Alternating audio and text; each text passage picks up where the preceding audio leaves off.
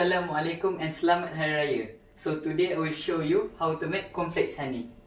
The ingredients are 8 cups of cornflakes, 1 cup of roasted almond nibs, half cup of butter, half cup of honey, and 2 tablespoons of sugar. Here's how.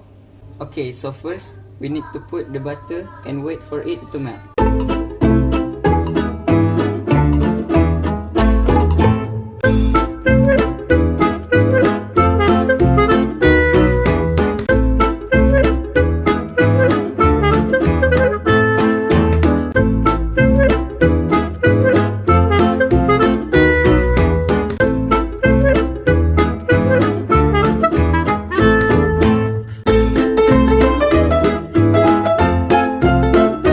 After the butter is melt, we need to put the sugar. After that, we need to put the honey.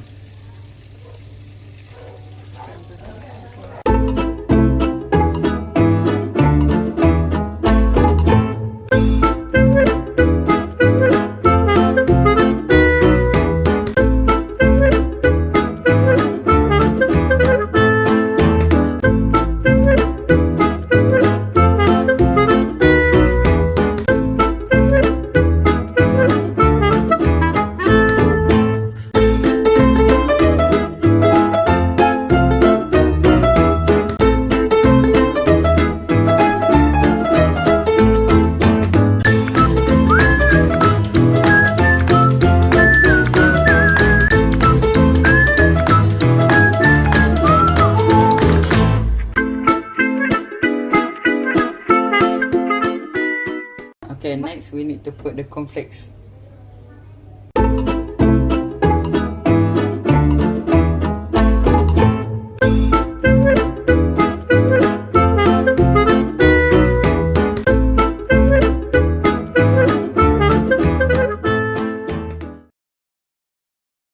Next we need to put the roasted almond nibs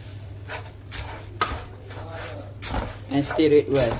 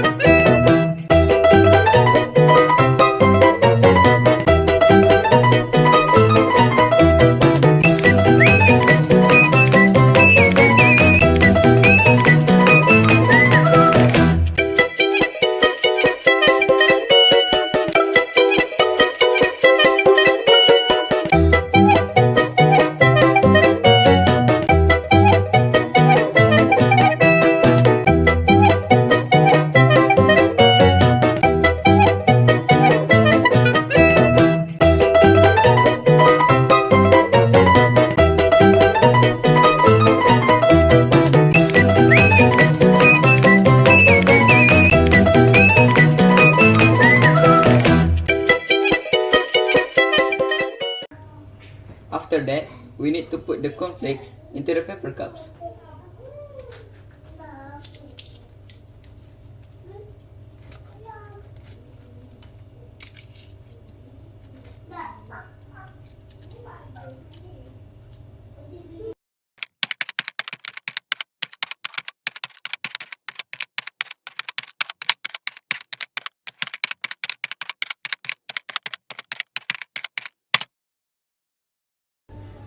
Then we put the sprinkles.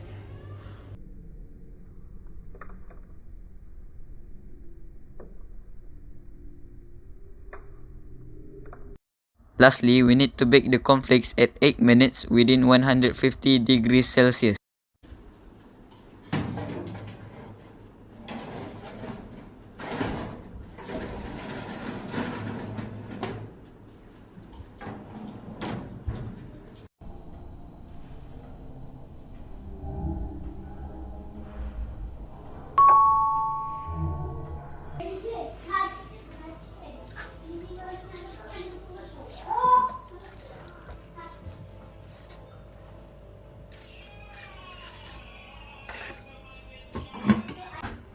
That's all for today. Thank you for watching. Bye. Assalamualaikum.